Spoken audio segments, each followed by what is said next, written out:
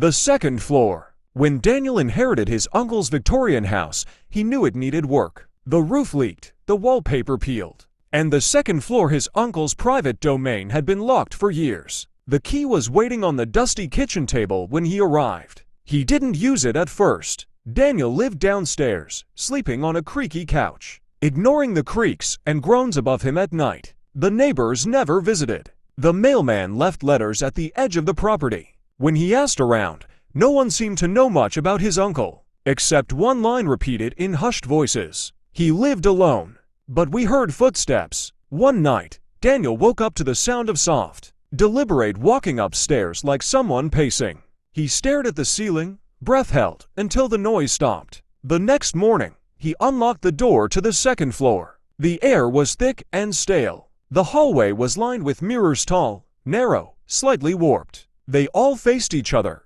endlessly reflecting his shape as he moved between them. Every step forward was like walking deeper into a house that didn't quite belong to reality. At the end of the hall was his uncle's study. The desk was clean, except for a leather-bound journal. Inside, the pages were full of entries, but everyone was the same, scrawled over and over. The man in the mirror watches me sleep, sometimes in red ink, sometimes in pencil. One page was torn and stitched back together with thread. That night, Daniel dreamed of mirrors. In the dream, he stood in the hallway again, but his reflection was still frozen, smiling a beat too late with cold, glassy eyes. When he moved, it twitched, lagged, sometimes not following him at all. He woke up with blood on his hands, not his. A shard of mirror was on the floor near his bed, but he had never brought one down from upstairs. The pacing above began again the following night. Then whispers. Then breathing.